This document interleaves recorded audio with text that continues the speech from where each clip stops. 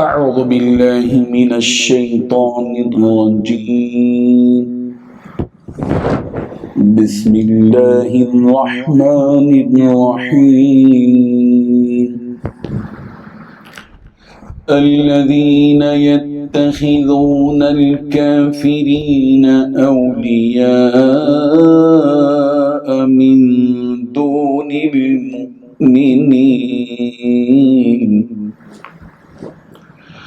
أَيَبْتَغُونَ عِندَهُمُ الْعِزَّةَ فَإِنَّ الْعِزَّةَ لِلَّهِ جَمِيعًا صدق اللہ العظیم۔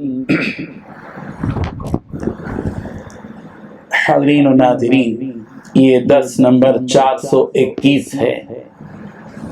سورہ نساء کی آیت نمبر 139 کی 139 کی تلاوت کی گئی۔ لفظی ترجمہ دیکھیے، الذین، وہ لوگ جو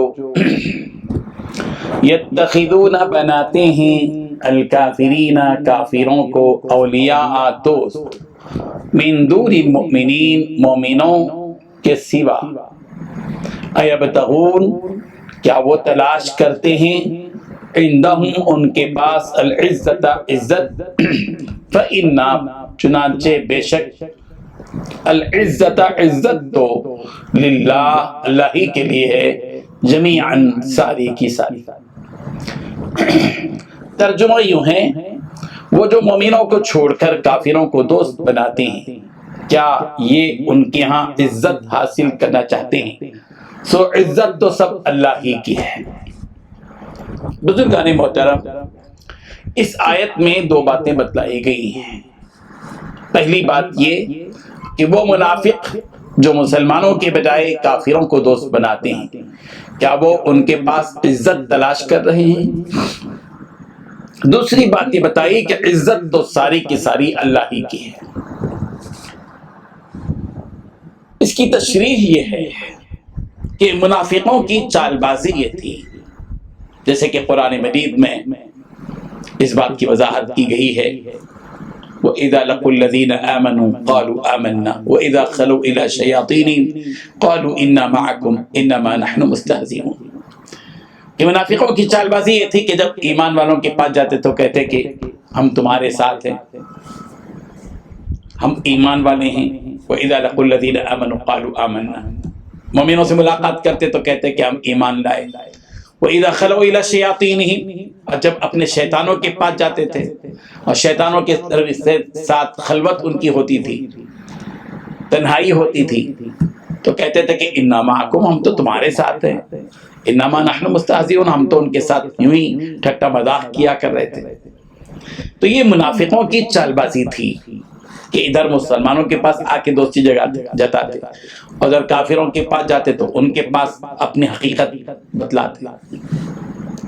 اور تھے تو یہ ایسے منافق کہ لا الہ الا ولا الہ الا، نہ یہ ادھر کے تھے نہ ہی ادھر کے تھے، نہ ہی پوری طرح مسلمانوں میں داخل اور نہ ہی پوری طرح کافر، ادھر کے نہ ادھر کے نہ ادھر کے۔ قرآن مجید نے فیصلہ کیا۔ یہ جو منافق تھے،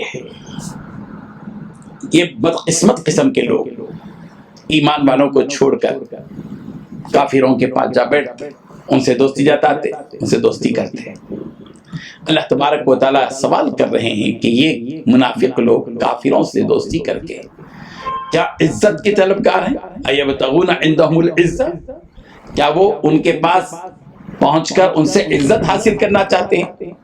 تو یہ فیصلہ منافق سن لے کہ فإن العزت للہ جمیعا، کہ عزت تو ساری اللہ ہی کے لیے ہے۔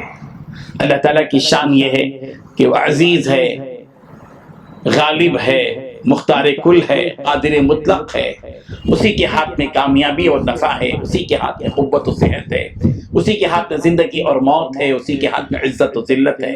وہ جس کو چاہے اپنے ارادے سے عزت دے اور جس کو چاہے ذلیل کر دے، اس کے ارادے میں رکاوٹ پیدا کرنے کی کسی میں طاقت نہیں ہے۔ پھر ان منافقوں کو کیا ہوا کہ جن ایمان والوں کے ساتھ اللہ ہے یہ اللہ کو چھوڑ کر، عزت کے دائرے کو چھوڑ کر، عزت کے دائرے سے نکل کر کیوں ذلت کی طرف جا رہے ہیں؟ اللہ تعالیٰ نے ایمان والوں کو عزت عطا کی، کافروں کو ذلیل کر دیا۔